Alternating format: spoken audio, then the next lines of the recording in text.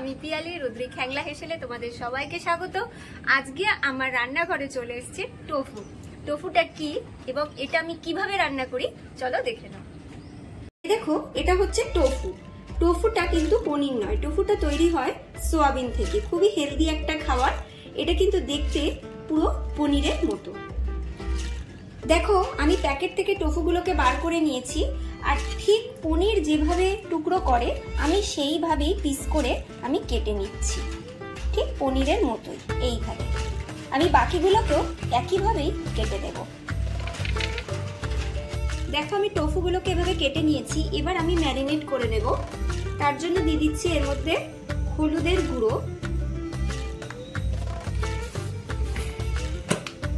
দেব নুন, দেব একটু তেল, দিয়ে ভালো করে ম্যারিনেট করে নেব টোফুগুলোকে। আমার ম্যারিনেট করা হয়ে গেছে। এবার আমি এটাকে 10 মিনিটের জন্য রেখে দেবো। এবার আমি একটা মশলা বেটে নেব।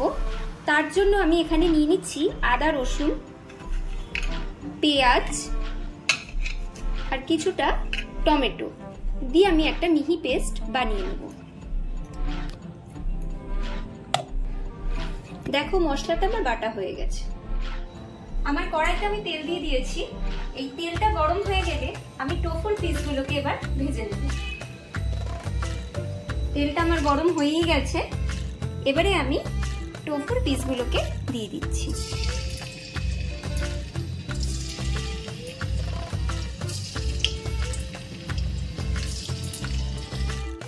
দেখো আমার টোফুগুলো হালকা লাল লাল করে ভাজা হয়ে গেছে।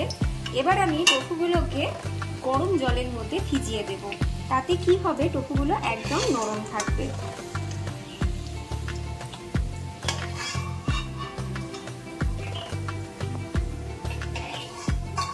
আমি অন্য পিসগুলোকেও ভেজে নিচ্ছি।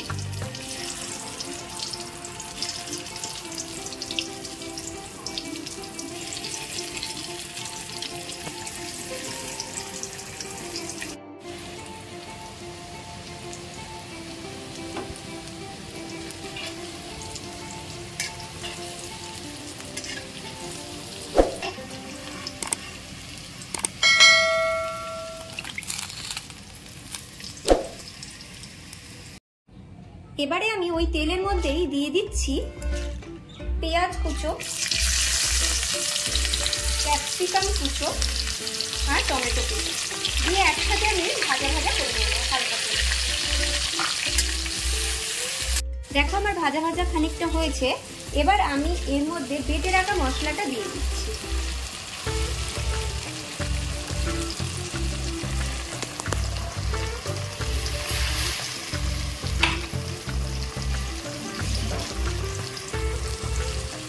দিয়ে আমি ভালো করে কষিয়ে নেব।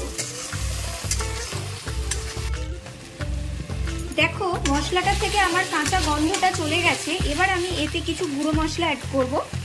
দিয়ে দিচ্ছি হলুদের গুঁড়ো, দেব ধনে গুঁড়ো, দিচ্ছি জিরে গুঁড়ো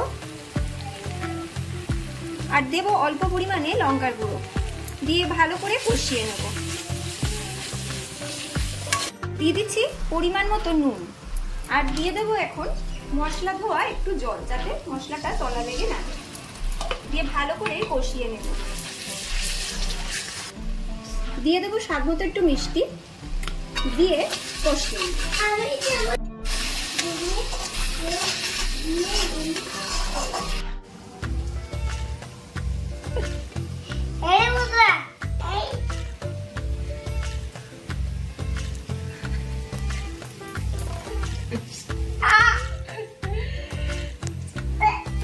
এবারে আমি দিয়ে দিচ্ছি এর মধ্যেই ভেজানো যে টোফুগুলো আমি ভিজিয়ে রেখেছিলাম, সেই টোফুগুলো দিয়ে দিচ্ছি এর মধ্যে।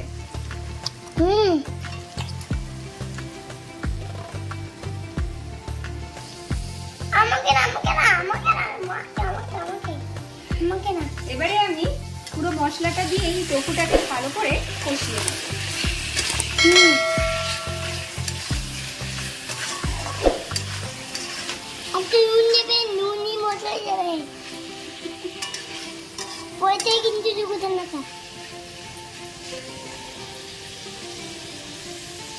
এবারে আমি যে টোফুগুলোকে ভিজিয়ে রেখেছিলাম যে জলটার মধ্যে, সেই জলটাই আমি এখানে দিয়ে দিচ্ছি।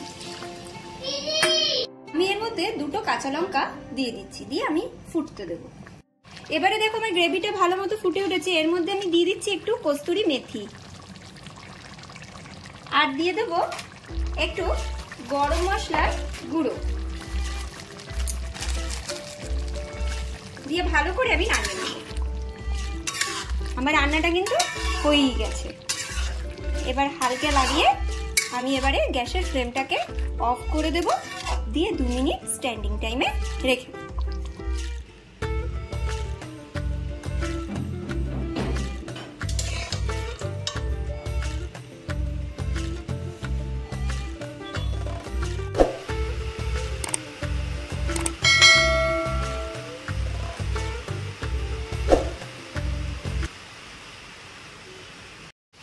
তাহলে দেখেই নিলে আমি টোফুর রেসিপিটা কিভাবে রান্না করেছি। অবশ্যই তোমরা বাড়িতে এটা ট্রাই করবে। এটা একটা খুবই একটা হেলদি রেসিপি। কমেন্টে অবশ্যই জানাবে যে আমার রেসিপিটা তোমাদের কেমন লেগেছে। লাইক করবে, শেয়ার করবে। আজকের জন্য এটুকুই, টাটা।